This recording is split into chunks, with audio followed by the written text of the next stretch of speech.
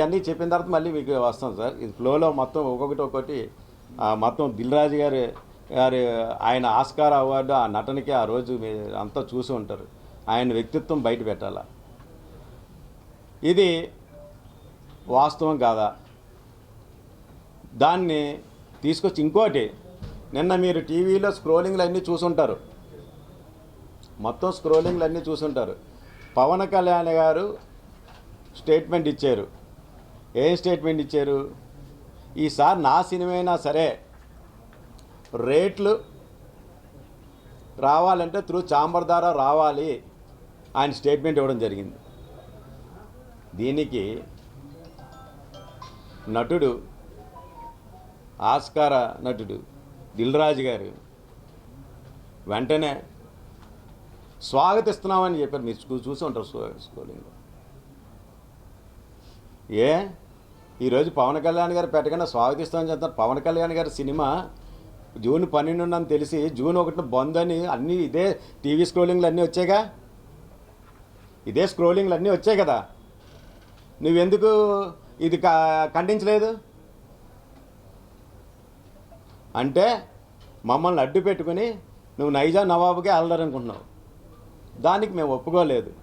దానికి తిరిగి మా మీద పెట్టావు. ప్రజలందరూ గమనిస్తానన్నారు. మా నాయకుడు కూడా నేను ఎటువంటి వాడు, అనుశ్రీ సత్యనారాయణ ఎటువంటి వాడు, దిల్ రాజు ఎటువంటి వాడు, సినిమా ఇండస్ట్రీలో ఎవరాలు ఎటువంటి వాడు అందరికీ తెలుసు. మొత్తం యావత్ ప్రపంచానికి తెలుసు మీ యొక్క స్వార్థాలు. దాన్ని మీరు ఈ విధంగా పెట్టి మీరు నిజంగా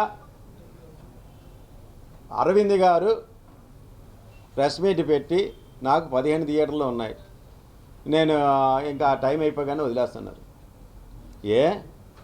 మీరు ప్రెస్ మీట్ పెట్టినప్పుడు పక్కన సురేష్ బాబు, సునీల్ని ఎందుకు పెట్టుకోలేదు మీరు? అంటే లోపాయకరంగా మీరు కలిసి ముగ్గురు ఒకటే. కానీ ప్రెస్ మీట్లో మాత్రం నేను ఒక్కటే నాకు ఇన్ని థియేటర్లు ఉన్నాయంటే అంత పిచ్చోలా మీరు. మైత్రి మూవీస్ మీ అరాచకాలు తట్టుకోలేక వాళ్ళు సొంతంగా ఆఫీస్ పెట్టుకుని వాళ్ళ చేత వాళ్ళు తొక్కడానికే కదా మీరు శత్రుఘ్న ముగ్గురు కలిసారు. అది ప్రజలందరికీ తెలియదా? ఇండస్ట్రీలో అందరికీ తెలియదా? చెప్పండి దిల్ రాజు గారు. మీరు చేస్తున్నది మీకు ఏదో అపరమేధం అని ఆయన చెప్పడం. దిల్ రాజు డ్రీమ్స్ అంట. ఇదేనా మీ డ్రీమ్? దిల్ రాజు డ్రీమ్స్ అంటే నైజా నవాబ్గా మొత్తం ఎవరిని రాకుండా మీరు తొక్కేసి నైజా మా వంకని మొత్తం అంతా రాష్ట్రం మొత్తం వేలేద్దారన్న. అదేనా దిల్ రాజు డ్రీమ్ అంటే? మళ్ళీ ఆయన అంతా ఈ స్టేజ్లో ఉన్నాడంట.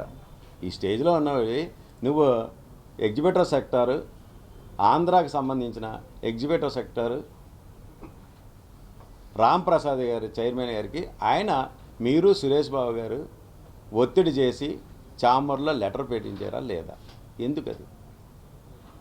ఇది నిజం కాదా? అది కూడా 18వ తారీఖు 18వ తారీఖు ఆ లెటర్లు కూడా ఉన్నాయి. ఇదిగో అది ఆయన చెప్పడం కూడా జరిగింది.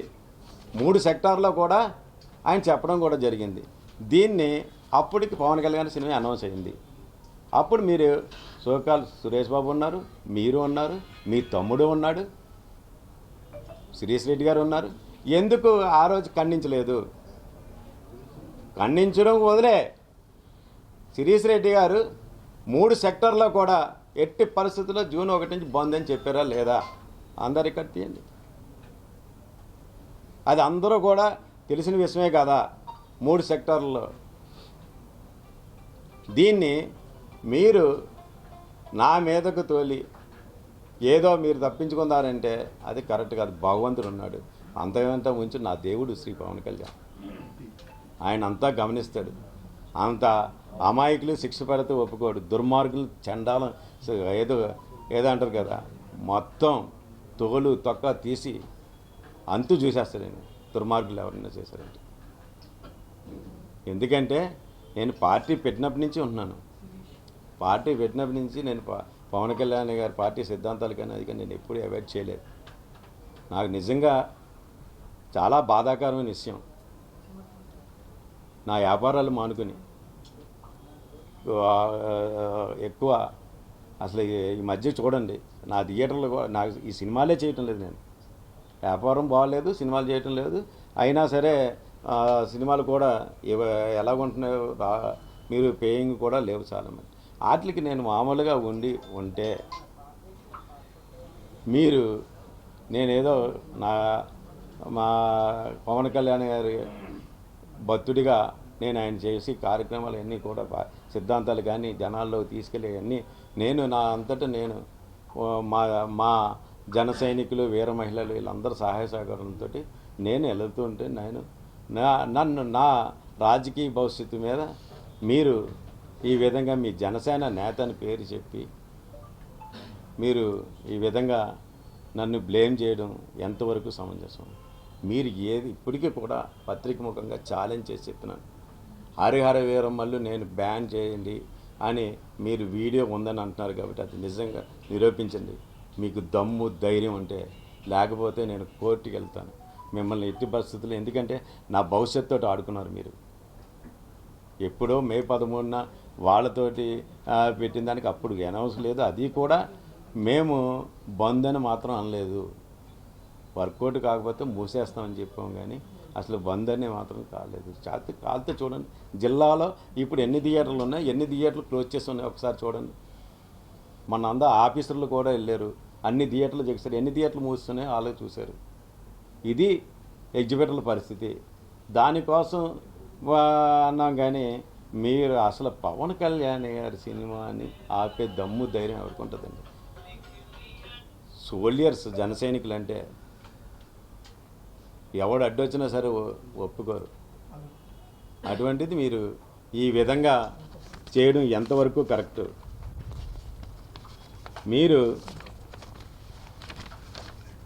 మీరు సురేష్ బాబు, మీ తమ్ముడు శిరీష్ రెడ్డి, సునీల్, మీరు చేస్తున్న అరాచకాలు అందరికీ ఇప్పటివరకు ఎవరో చెప్పడానికి భయపడి ఉంటారు. నాకు మా నాయకుడు చెప్పింది ఒకటే, నిజం నిర్భయంగా చెప్పు, భయపడకు, ఉన్నది ఉన్నట్టు చెప్పండి. ఎవరు ఇదేనే, ఈ సబ్జెక్ట్ అనే కాదు, ఏదైనా సరే మాకు నీతి నిజాయితీ నేర్పించింది మా నాయకుడు. ఈరోజు భారతదేశం మొత్తం నీతి నిజాయితీ నెంబర్ 1 ఎవరైనా ఉన్నారంటే శ్రీ పవన్ కళ్యాణ్ గారు. కావాలితే అన్ని సర్వేలు చూసుకోండి, ఆయన నెంబర్ 1 స్థానంలో ఉన్నాడు. అటువంటి ఆయనకి నేను మచ్చ తెచ్చి పని చేస్తానా? నేను నా ప్రాణం ఉన్నంత వరకు నేను పవన్ కళ్యాణ్ గారితోటే ఉంటాను. పవన్ కళ్యాణానికి ఎట్టి పరిస్థితుల్లో ఎవరు ఏ విధంగా చేసి నేను ఒప్పుకోను, క్షమించను కూడా. ఇది నేను అందరికీ ఎదుర్కొంట పత్రికా ముఖంగా అందరికీ కూడా తెలియజేయడం జరిగింది. అసలు ఇప్పుడైనా మీరు ఎంత అమాయకత్వంగా,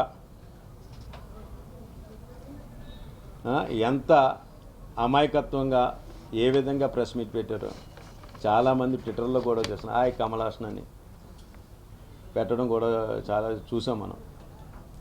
దిల్ రాజు గారు ఒక మీ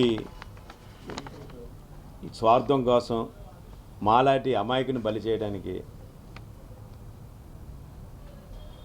ఎట్టి పరిస్థితుల్లో ప్రయత్నం చేయకండి. మేము నా సినిమా వ్యాపారంలోనే నాకు పవన్ కళ్యాణ్ గారి పరిచయం. సినిమా ప్రపంచం విస్తృతమైపోయింది, అందువల్ల ఇవన్నీ చెప్పిన తర్వాత మళ్ళీ మీకు వస్తాం సార్. ఇది ఫ్లోలో మొత్తం ఒక్కొక్కటి మొత్తం దిల్ రాజు గారి ఆయన ఆస్కార్ అవార్డు ఆ నటనకి ఆ రోజు అంతా చూసి ఉంటారు. ఆయన వ్యక్తిత్వం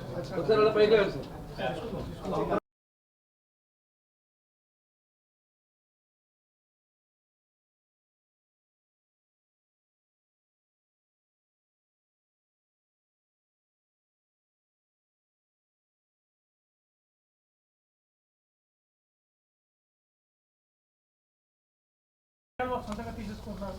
ఈ సినిమా ప్రపంచం విస్తృతంగా అయిపోయింది, సో అందువల్ల సమిష్టి నిర్ణయాలు తీసుకోలేకపోతున్నారు. ఏంటి దానికి ఏం చెప్పాడండి ఆయన? సమిష్టి నిర్ణయాలు తీసుకోకపోతున్నారు. సమిష్టి నిర్ణయాలు ఎప్పుడు తీసుకుంటాడండి? నువ్వు సునీల్ తోటి, సురేష్ బాబు తోటి ముగ్గురు కలిసి సమిష్టి నిర్ణయాలు తీసుకుంటారా? అక్కడ సమిష్టి నిర్ణయమా? అంటే ఏంటి, స్వార్థం కోసం సమిష్టి నిర్ణయమా? వాళ్ళు ముగ్గురు దానికి అప్పుడు సమిష్టిగా ఉంటారు. ఇది ఇండస్ట్రీ విషయం కదా, ఇండస్ట్రీ వచ్చేటప్పటికి స్వార్థం. ఎందుకంటే అర్థమవుతుంది కదా, ఆయన సినిమా ఏంటి 2024 21 మే నాడు వాళ్ళ తమ్ముడు సునీలు పెట్టిన సంతకాలు జూలై నుంచి అమలు జరుగునని పెట్టింది. Game changer cinema next